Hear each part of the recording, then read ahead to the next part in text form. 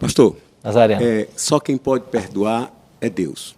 Não tenho dúvida, isso aí está pacificado. Agora, Judas cometeu um pecado gravíssimo. E todos acham que eu tenho Judas como condenado. Porque o ato de perdoar nem é meu, nem é seu, nem é de quem tá, dos espectadores que estão lá assistindo a cena. É do Senhor. E todos acham que Judas foi traidor, fez aquele negócio todo e que não ganhou, não tinha nenhuma chance de ganhar. E ninguém sabe se na hora, antes, porque tem duas versões sobre a morte de Judas. Um, ele se jogou do precipício, lá embaixo, e a outra que teria se enforcado.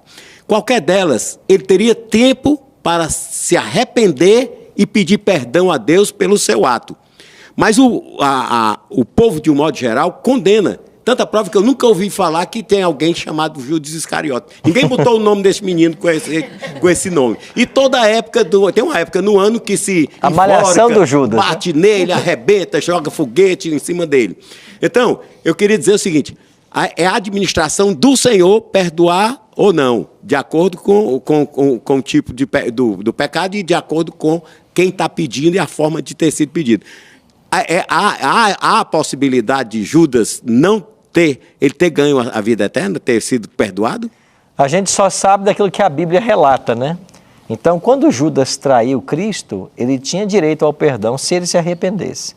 Parece-nos que, pelo relato do Evangelho, ele não se arrependeu. Ele devolveu, mas ele devolveu o dinheiro que ganhou para fazer aquele serviço. Isso aí já é um início de que ele se arrependeu. Uma das características de uma necessidade do perdão é que a gente se arrependa do ato, se arrependa daquilo que fez. Há um indício de que ele se arrependeu, tanta prova que ele devolveu as 30 moedas. Não é? E que mais para frente, será que ele não teria conversado com o Senhor quando bateu, como se diz hoje na atualidade, a ficha caiu, que ele disse que eu estou arrebentado aqui, o melhor é falar com o Senhor. Mas, em realidade, ele não volta a conversar com o Senhor. E as moedas que ele devolve... Mas ele pode ter conversado, ele sozinho, né? Conversado com o Senhor. Não é? Tá. Quando ele entrega Jesus Cristo, ele devolve as moedas, a cena que eu tenho na mente é assim, não é que ele fala, olha, aqui estão as moedas que vocês me deram, porque eu cometi um erro, eu falei tremendamente com o meu mestre, eu não quero isso. Eu acho que não foi isso. Eu acho que ele foi lá, o ódio havia tomado conta do coração dele, e ele lançou essas moedas aos judeus, e o ódio dele também era para com os judeus, que também o levaram ao pecado, foi um complô contra Jesus, e daí ele vai e se enforca. Então, por esse relato, eu não vejo possibilidade de arrependimento. Segundo o que está revelado na Bíblia. Pelo ato dele ou pelo ato dele ter tirado a própria vida? Porque a vida não era dele. Eu acho que não foi só por causa de um pecado. Eu acho que foi o fato dele ficar perto de Cristo, mas o tempo inteiro ele estava vivendo em pecado. Porque a Bíblia diz que ele era o tesoureiro do grupo. E ele tirava da bolsa dos discípulos. Então ele roubava os discípulos o tempo inteiro. Então, enquanto com Jesus, ele praticava o roubo. Depois ele traz Jesus e depois ele tira a vida. Então, parece que essa cadeia de eventos diz para mim que ele não teve perdão. Tipicamente, algumas coisas na Bíblia estão tipificadas. Diz que, considerando que a igreja é o corpo e Cristo é a cabeça, se ele morreu realmente por enforcamento, como tem duas possibilidades, então houve a separação entre a cabeça e o corpo. Pode ser. A Bíblia diz que a corda se arrebentou também, né? E que depois os animais de rapinas comiam ali o seu cadáver. Bom, foi um fim trágico para quem de fato andou longe de Cristo. Renato. Pastor, uma dúvida que eu tenho certeza que também o pessoal que está assistindo tenha. Eu vou dar um exemplo. Eu tenho uma vida de 50 anos. Dessa vida eu passei 49 anos dedicado ao Evangelho. Dentro da igreja fazendo tudo aquilo que tem que ser feito. E durante uns 5 meses eu me afasto da presença do Senhor. E nesse meio período eu levo um tiro, sofro um acidente e morro. Então Deus me perdoaria pelo fato de eu ter vivido uma vida plena na presença do Senhor. E aquele tempinho de 5 meses eu ter me afastado, eu conseguiria o perdão ou não teria direito ao perdão? Duas coisas. Primeiro delas, que só Deus sabe a resposta. Quem vai se salvar e quem vai se perder? Só Deus sabe a resposta. Por quê? Porque nós vemos a aparência. Deus vê o coração. Esse é o primeiro ponto. Segundo ponto, o que a Bíblia revela sobre a questão do perdão? Que eu, quando cometo pecado, tenho que buscar o perdão a Deus e Deus me perdoa, certo? O cristão sempre vai depender do perdão. Aquele que está em pecado e morre no pecado sem se arrepender, para ele não há salvação. A Bíblia ensina isso. Se ele morreu no pecado, sem se arrepender, para ele não há salvação. Mas pastor, ele viveu 50 anos lá, mas quem diz que salvação é pelas obras? Quem diz que é por tempo de casa? Salvação não é por tempo de casa. Salvação não é por boas obras. Nós somos salvos é pela graça. É só a graça que salva. Bom exemplo. As boas obras não salvam. Então o ladrão na cruz, por exemplo, foi salvo na última hora. Isso prova que as obras não salvam, o que salva é a graça.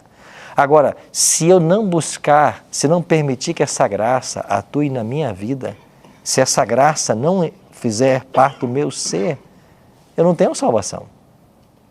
Então, a gente não sabe. Se a pessoa não se arrependeu dos seus pecados, morreu no pecado, ele não tem salvação. Agora, pode ser que na última hora, né, isso é ele com Deus. O que se passava no coração dele, se ele no último momento pediu perdão, é Deus quem vai julgar essas coisas. A gente só pode ver o que está aparente.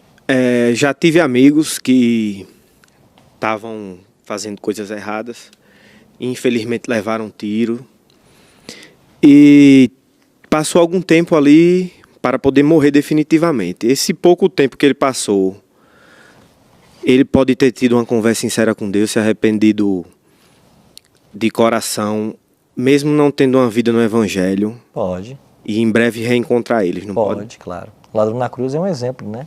Perfeito para isso. Vamos avançar então com o tema do perdão. Arrependei-vos, pois, e convertei-vos, disse Paulo. Agora vem João e diz assim: se confessarmos os nossos pecados, ele é fiel e justo para nos perdoar os pecados e nos purificar de toda injustiça. Se confessarmos, ou a partícula condicional.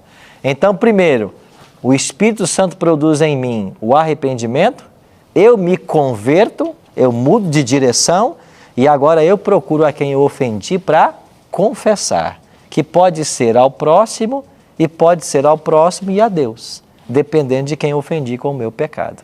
Então a terceira condição é, eu tenho que confessar o meu pecado. Milka. Pastor, agora o senhor apresentou uma terceira condição, né? Mas antes o senhor apresentou uma condição que o meu perdão perante Deus está condicionado ao meu perdão perante os meus irmãos. Eu acho que essa aqui é a próxima condição, é a quarta. Perdoa-nos as nossas dívidas, assim como nós temos perdoado os nossos devedores. Mateus 6,12. Mas isso eu já tinha mencionado sobre... Mencionei em outro momento e aqui está ela, é a quarta condição. Então voltando à terceira. Se eu preciso confessar o meu pecado para que Deus me perdoe, eu que sou humana, tenho que perdoar alguém sem ela ter me pedido perdão? Isso não é possível. Você pode não nutrir nada contra ela, certo? Alguém te ofendeu, você não nutre nada contra ela. Agora, essa pessoa, para ser perdoada, tem que buscar você e pedir o perdão para você. Eu não fico presa à condição de ter Você não fica presa a isso, certo? Agora, há situações em que isso não será possível. E eu não vejo problema nisso. Por exemplo, pode ser que você um dia tenha ofendido alguém e esse alguém mudou-se para um local desconhecido. E você nunca mais tem a chance de ver essa pessoa. Talvez você nunca mais tenha a chance de pedir perdão a ela por algo que você fez que ofendeu a ela. Mas eu acredito que Deus pode perdoar você mesmo sem ter confessado para ela. Porque você só não confessou o seu pecado porque você não tinha condições de fazê-lo. É bem diferente de você ter alguém que mora no seu bairro, a quem você ofendeu, e você não busca para confessar o seu pecado. Isso é diferente. Então nós estamos limitados por certas condições. E eu acredito que se você ofendeu alguém em algum momento da sua vida e você não tem mais condições de falar com ela, se você de sincero coração pedir perdão a Deus, Deus vai perdoar você. e vai entender que você não tem essa condição, não é humanamente possível você se comunicar com ela para pedir perdão. O perdão é um assunto maravilhoso, né? Cada vez a gente vai entendendo mais. Então, nós todos precisamos de perdão. Em algum momento da vida temos que pedir e temos que oferecer. Mas quantas vezes eu tenho que perdoar aqueles que me ofendem? A Bíblia vem, Jesus diz assim: então Pedro, aproximando-se, lhe perguntou: Senhor, até quantas vezes meu irmão pecará contra mim que eu lhe perdoe? Até 7 vezes? Respondeu-lhe Jesus: não te digo até 7 vezes, mas até 70 vezes 7. Por que Jesus perguntou se era até 7 vezes? Porque os rabinos ensinavam que você tinha que perdoar uma pessoa até 3 vezes. Então, se você cometeu o mesmo pecado contra alguém, até 3 vezes a pessoa pode perdoar. Mas uma 4ª vez não era mais necessário. Os rabinos ensinavam isso. Aí Pedro pensou assim: bom, eu vou ser melhor que esses rabinos aí. Mestre, até quantas eu tenho que... Até 7 vezes? Aí Jesus, olha, não, 7 não, mas 70 vezes 7. Quanto dá isso? 490. Quer dizer então que eu tenho que perdoar alguém 490 vezes?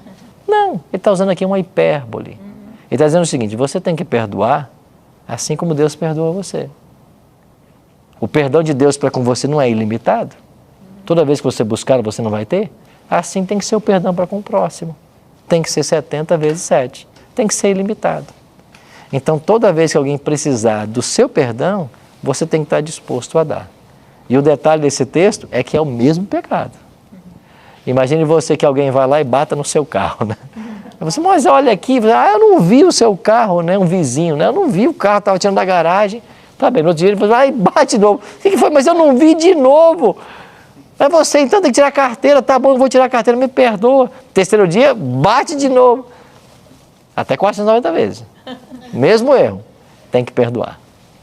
Sim, minha amiga?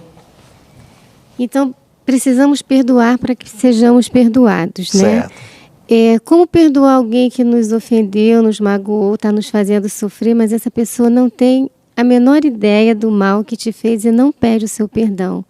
Como oferecer o perdão a quem não pede por ele? Eu acho que um caminho seria o seguinte: procurar a pessoa e torná-la consciente do que ela está fazendo. Porque você diz que ela não tem consciência do mal que está causando. Então você tem que conscientizá-la. Você tem que dizer: olha, você está fazendo isso, isso e isso e não está certo. Porque está acontecendo isso, isso e isso. Você sabe que essa pergunta foi interessante? Porque tem muita gente nessa condição e a gente está assombrado por castelos fantasmas, tudo por falta de uma conversa. E às vezes uma boa conversa, um bom diálogo, resolve problemas que duravam anos. Então eu acho que tem que se buscar a pessoa e torná-la cônscia do mal que ela está fazendo. É por aí? Por aí. Eu acho que nós temos que ter boas conversas, né? E alguém escreveu, né? A melhor forma de acabar com seus inimigos é fazer deles amigos. Essa é a melhor forma. Você pode ter uma pessoa que odeia você por algum motivo. Você mencionou, né? Em algum momento, né? Para nós alguém. Bom, você tem alguém que não gosta de você? Procure essa pessoa. Uma boa conversa talvez seja o início de uma grande amizade, né? E a gente também tem que aprender com as pessoas que não gostam da gente. Elas têm muito que nos ensinar.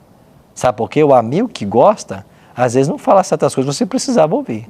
Mas a pessoa que não gosta te diz coisas que você tinha que ouvir. E fala verdades que são, às vezes, são reais. Então a gente tem que aprender a ouvir todo mundo, né? Por isso que diz a palavra de Deus que na multidão de conselhos há sabedoria. Sim, Renata? Pastor, eu queria aproveitar o momento e pedir perdão a todos aqueles que eu prejudiquei no tempo que eu passei no torcida organizada, que eu não tenho mais nenhum contato, mas eu queria pedir o perdão a todos. Você vai aproveitar o recurso da TV aqui, né? Para tentar chegar a esses corações. É isso, Renata. Eu acho que a gente pode ter ofendido alguém em algum momento, né? A gente tem que confessar para Deus e para as pessoas. E se não tivermos condições de chegar, Deus sabe, né? Ele faz a leitura exata do nosso coração. Mas eu acho que o sentimento tem que ser esse, né? A gente não ofende mais, não faz mais. E aí está a beleza do perdão. Como eu disse no início, o tema do perdão, ele é um tema cotidiano na vida do cristão. Esse assunto tem que ser bem compreendido. Por quê? Porque todos os dias nós temos que lidar com isso. Não só porque alguém nos ofende, mas porque nós ofendemos alguém. A gente peca contra Deus, peca contra o próximo. Esse tem que ser um assunto diário, todos nós. E Jesus, para falar da amplitude desse perdão, diz, não é 7 vezes, Pedro, 70 vezes 7. Ou seja, o seu perdão tem que ser ilimitado. E por que é que o seu perdão tem que ser ilimitado? Porque ele pagou o preço. Foi um preço muito alto que Jesus pagou para que nós tivéssemos acesso ao perdão divino. Pensa em Adão e Eva, quando eles pecaram, eles não tinham o que fazer, não havia solução para o homem, mas Deus havia providenciado um caminho e disse, olha, há um caminho do perdão para vocês. E qual é esse caminho do perdão? Deus tirou aquelas vestes de folhas de figueira que eles estavam usando e pôs uma veste de pelos de cordeiro. Que pele é essa que Deus arranjou? Ah, um cordeiro teve que ser morto. Então eu estou cobrindo você aqui, a sua nudez, com a pele de um cordeiro que teve que morrer para você não ficar nu. E você sabe uma coisa mais bela que nós temos ali no Gênesis nesse momento? É que o diabo disse assim, o que Deus disse para vocês? Que vocês não devem comer? Não, se você comer, você vai ser igual a ele, conhecedor do bem e do mal. Mas o homem não já era igual a Deus? Ele não foi feito imagem e semelhança? Ele já era igual a Deus. E quando ele pecou, ele ficou igual a quem? Igual a Satanás. Isso é textual. Quando você vai para Gênesis 3, no verso 1, diz ali, a serpente, a mais sagaz de todos os animais. Qual era o adjetivo da serpente? Ela é sagaz. A palavra sagaz no hebraico é arum. A serpente era arum. Mas quando Adão e Eva comeram do fruto, eles perceberam que eles estavam nus. E a palavra nus é arumim, na mesma raiz de arum. Então eles eram iguais a Deus e quando comeram do fruto, ficaram iguais à serpente. Arumim, nus. Aí o que Deus faz com esse homem pecador? Ele pega uma pele de animal e cobre a nudez do casal. Ele estava ensinando para Adão, essa pele desse animal, esse animal que morreu para você não ser mais semelhante à serpente, simboliza um cordeiro que um dia morrerá por você. Aí um dia veio Cristo e João apontou para ele e disse assim, olha aí, eis o Cordeiro de Deus que tira o pecado do mundo. Então a especialidade de Cristo é tirar pecados. É a especialidade. Então pode ser que você esteja na sua vida passando por um momento muito difícil. E você sabe que o mal que assola a humanidade hoje é a depressão. E muitas vezes a depressão é causada pelo desapontamento, pela tristeza que você sente por algo que aconteceu na sua vida. Porque talvez você magoou alguém ou talvez alguém magoou você. Mas hoje não é dia de perdão. Hoje não é o dia de você pedir que Deus perdoe você por aquilo que você fez. Ou não é dia de dar perdão para alguém que ofendeu você. O perdão é terapêutico, ele é divino. E quando a gente pratica o perdão, tanto oferecendo quanto recebendo, nós somos curados. Porque essa justiça de Cristo que nos cobre, essa pele de animal que cobriu Adão e Eva, é o manto protetor da justiça de Cristo que Ele quer estender sobre você e perdoar você inteiramente. Talvez você esteja pensando, pastor, você não me conhece. Você não sabe do mal que eu fiz. Eu não te conheço. E nem sei o mal que você fez. Mas eu sei de uma coisa. Não importa o mal que você tenha feito, Deus pode perdoar você. Porque não existe pecado tão grande que Deus não perdoe.